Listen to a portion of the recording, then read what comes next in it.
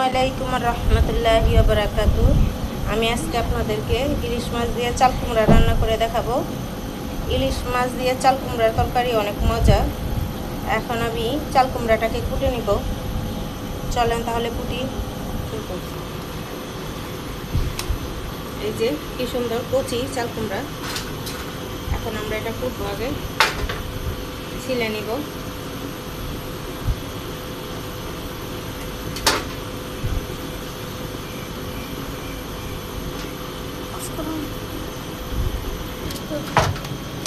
দেখেন গাইস, আমি দুইটা চাল কুমড়ার পিসি ছিলে নিছি। এখন আমি এটাকে পিস পিস করব। এই যে দেখেন পিস পিস করি আমি। যারা বিচি খেতে পছন্দ করেন বিচি সহ কাটবেন, আর যারা বিচি খেতে পছন্দ করেন না বিচিটা ফেলে দিবেন। যেহেতু কচি বেচি, এর জন্য আমি বিচি সহই কাটবো গুলো।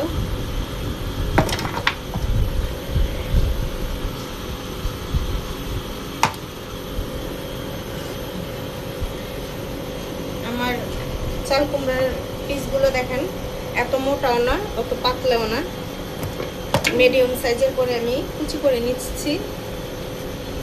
এভাবে আমি সবগুলো চাল কুমড়া সম্পূর্ণটা এভাবে পিস পিস করে নিব। এই যে আমার চাল কুমড়াটা পিস পিস করে নিছি। আপনারা দেখে করবেন চাল কুমড়াটা, কারণ বোমরায় শাল দিলে চাল কুমড়াতে পোকা হয়। এর জন্য আমার চাল কুমড়াটা সম্পূর্ণ ভালো। আমি এর জন্য সুন্দর করে পিস পিস করে কেটে নিছি। আপনারাও সুন্দর করে যেরকম সাইজ খেতে চান, কিউব সাইজ খাইলে কিউব সাইজ নিতে পারেন, আর এরকম করে খেতে চাইলে এরকম করে নিতে পারেন। এটা আপনাদের মন মতো। চাল কুমড়াটা এখন আমি ধুয়ে পরিষ্কার করে নিব, কারণ চাল কুমড়ার ভিতরে কষ থাকে। এই চাল কুমড়াটা আমি ধুয়ে পরিষ্কার করে তারপরে রান্না করব। এই যে আমার চাল কুমড়াটা ধোয়া হয়ে গেছে, পরিষ্কার হয়ে গেছে। দেখেন কত সুন্দর দেখা যাইতেছে, একবারে চকচকা। আমার চাল কুমড়াটা ধোয়া শেষ। এখন আমি চাল কুমড়ার জন্য ইলিশ মাছটা পুরো প্রসেসিং করে নেব। আমার ইলিশ মাছটা এখন আমি হলুদ মরিচ মিশায় এটা একটু ভাজা দিয়ে নিব। আমি ইলিশ মাছের পিসগুলো একটু ছোট করে নিলাম, কারণ ইলিশ মাছের পেটের পিসগুলো আমার বাচ্চারা খায় না। এর জন্য আমি পেট আর গাদা পিঠ আলাদা করে নিলাম। এখন দিয়ে দিব লবণ, এরপর দিয়ে দিব হলুদ মরিচের গুঁড়া, একসাথে মাখিয়ে নিব। আমার মশলা মাখানো হয়ে গেছে, এখন আমি তেলে ভেজে নেব। আমার তেল গরম হয়ে গেছে, এখন মাছগুলো আমি দিয়ে দিব।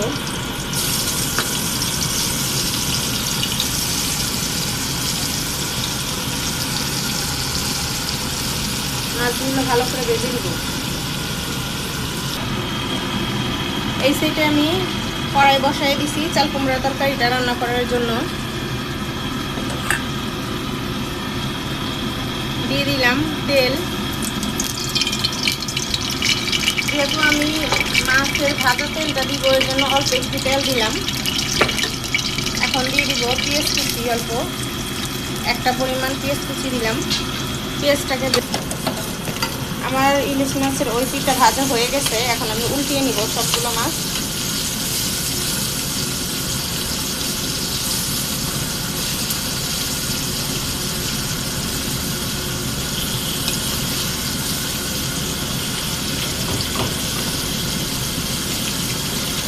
আমার উল্টানো হয়ে গেছে, এখন এই পিঠটাও ভাজবো।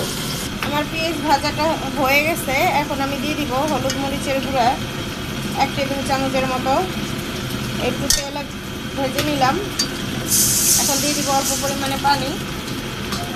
মশলা আমি বলেছিলাম ওই ভাজা মাছের তেলটা দিয়ে দিব, আমি কষানোর মধ্যে দিয়ে দিলাম ভাজা মাছের তেলটা।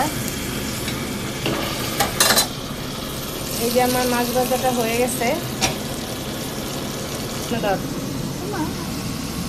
এই যে আমার মশলাটা কষানো হয়ে গেছে, এই যে তেল উঠে গেছে মশলায়।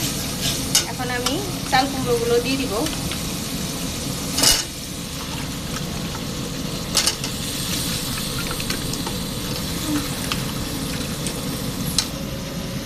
আর চাল কুমড়াটা এখন মশলার সাথে ভালো করে মিশিয়ে নেব।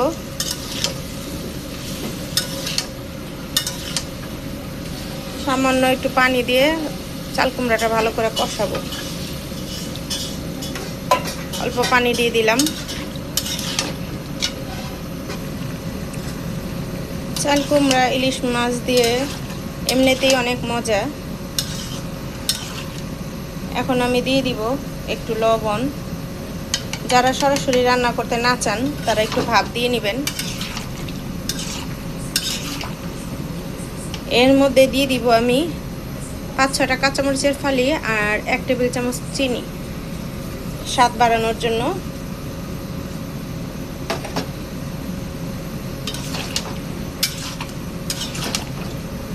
আমি চাল কুমড়াটাকে ভালো করে কষায় নিব। কষানো হয়ে গেছে, এই যে। এখন আমি দিয়ে দিব ইলিশ মাছগুলো।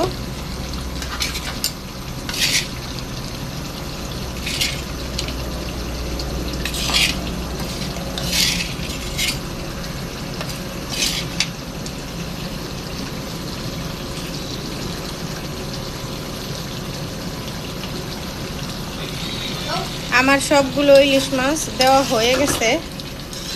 এখন আমি দিয়ে দিব ঝোল। পরিমাণ মতো পানি দিয়ে দিব ঝোল।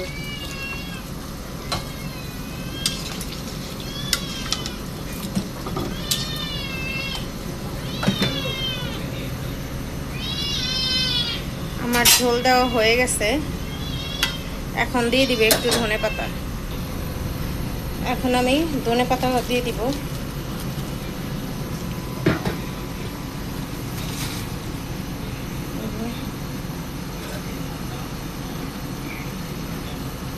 আমাদের ঝোলটা হয়ে গেলে আপনাদেরকে দেখাবো। এই যে আমাদের চাল কুমড়া তরকারিটা হয়ে গেছে। দেখেন কত সুন্দর হয়েছে, খেতে অনেক টেস্টি। আপনারা এভাবে বাসায় অবশ্যই রান্না করে খাবেন, না খেলে বুঝতে পারবেন না। আমার ভিডিওটা ভালো লাগলে লাইক কমেন্ট শেয়ার করবেন, আমার চ্যানেলটা সাবস্ক্রাইব করবেন। আসসালামু আলাইকুম, আল্লাহ হাফেজ।